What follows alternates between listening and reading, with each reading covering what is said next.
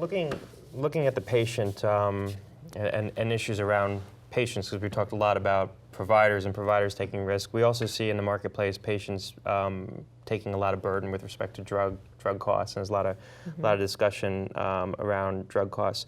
What overall impact has oncology drugs had on patient care? What are you seeing, and what's it having on the plans?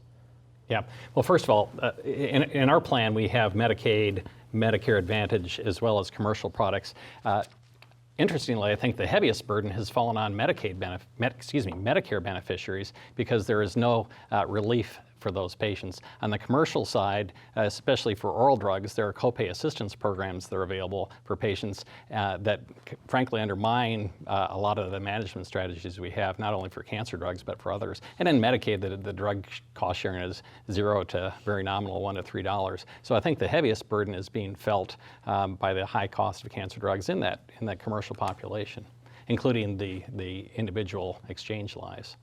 We've seen, Kavita, some legislative efforts to try to address the cost that patients are being exposed to when it comes to oncology drugs at the state level. Some of these could become national, things like parity laws, things like caps on out-of-pocket costs of the patient. Can you talk a little bit about what's happening in the states, and whether or not you think this could move to a federal?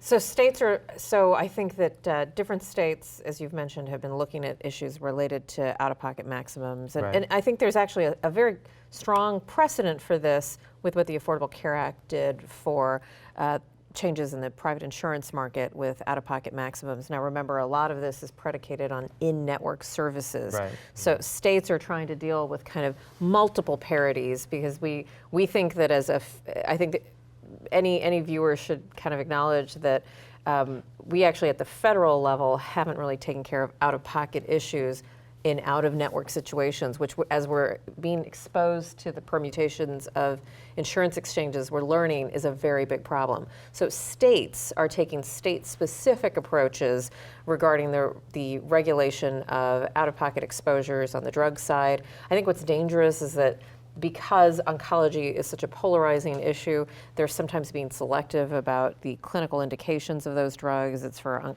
cancer patients, and I think that's where some states, I think, have been misguided, because to do this in a more narrow indication at a policy level is a mistake as we look at off-label or indications, alternatively. But I think there's a larger social justice issue. We're carving out cancer patients and saying they're different, but patients who have multiple sclerosis or rheumatoid arthritis, Crohn's disease, any other condition that requires an expensive biologic agent or expensive drug is not getting that same type of relief. That's right. And I think the other issue with these parity laws is simply that we're tackling the wrong problem. The problem is the high cost of drugs.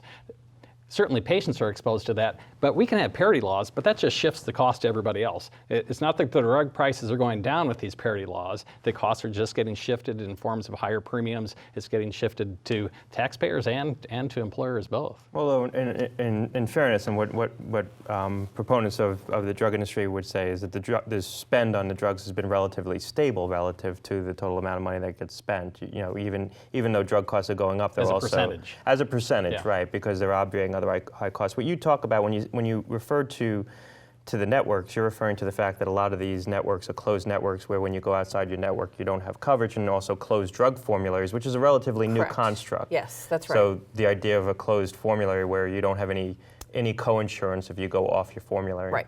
Is that an issue in the oncology setting? I think it is, especially as, again, going back to kind of the indications for oncology drugs, and we're starting to understand that, Tarceva in melanoma versus Tarceva when you go off label. When you go off label. So I think that closed formularies in and out of network, these are all kind of the permutations, and California is probably your best example, where the exchange has kind of said for out of network, I think they've got the cap at, I believe, $250, and that's a great example of something that's going to be state specific. There's a lot of pressure, because California is doing something like that, to have the federal government to kind of follow suit. But I think that this is an area in even kind of the most, Democratic administration, the federal government treads very lightly around areas of preemption of states. So I think that you'll still continue to see state-by-state regulation of these issues, unfortunately, and you'll see lack of kind of a federal push.